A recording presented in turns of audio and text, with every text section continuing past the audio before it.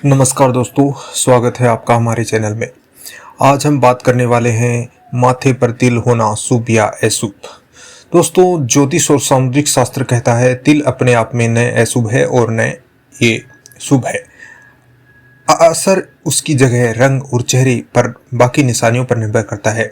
यानी तिल जो है वो अपने आप में ना तो शुभ होता है और ना अशुभ, और इसका जो जो जगह होती है वो मायने रखती है।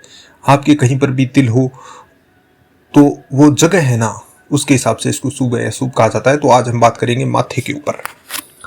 तो बीच जो भौहें होती हैं ठीक ऊपर, जहाँ तीसरी आंख कहते हैं, वहां पर तिल का होना, तो वहां पर जो तिल होता है वो शुभ होता है। इस जगह तिल हो तो समझ लो लक्ष्मी का आपके ऊपर हाथ है।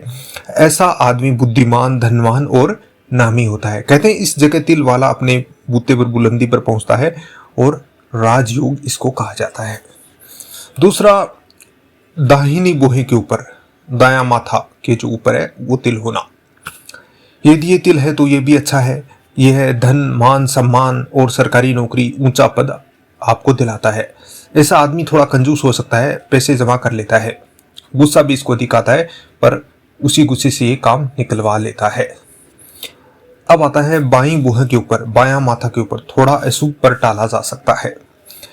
ये तिल हो तो रुपया आता है पर टिकता नहीं, खर्चा ज्यादा होता है, बचत कम होती है, स्त्री पुरुष दोनों के लिए परिवार में झगड़े का कारण भी बन सकता है।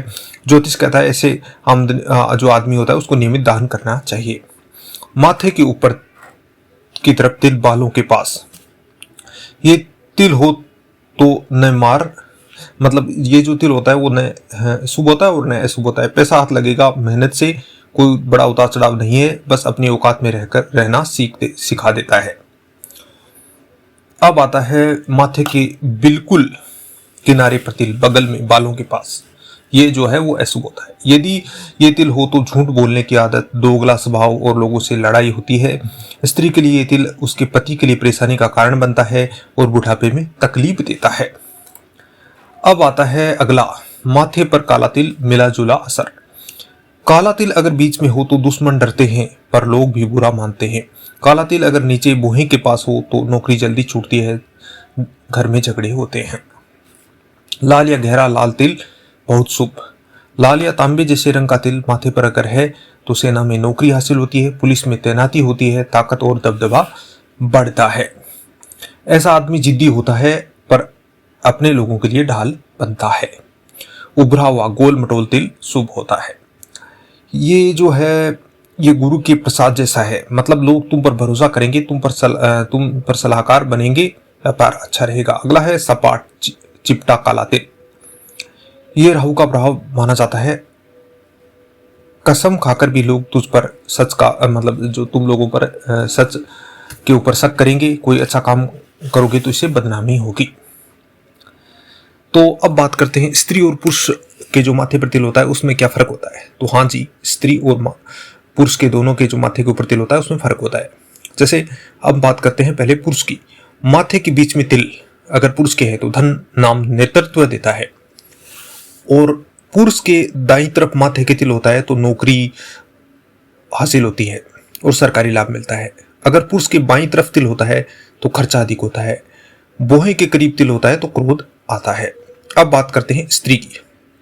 माथे के बीच में जो स्त्री के तिल होता है उसका मतलब होता है सुखी वैवाहिक जीवन, बुद्धिमान संतान, जबकि पुरुष को इससे धन और नाम से जोड़ा जाता है।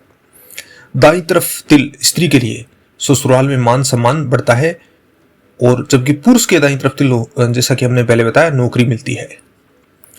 अब आता है बाईं तरफ तिल स्त्री के लिए पति के स्वास्थ्य में उतार चढ़ाव होता है, और माथे के नीचे तिल माता पिता से दूरी या तनाव होता है।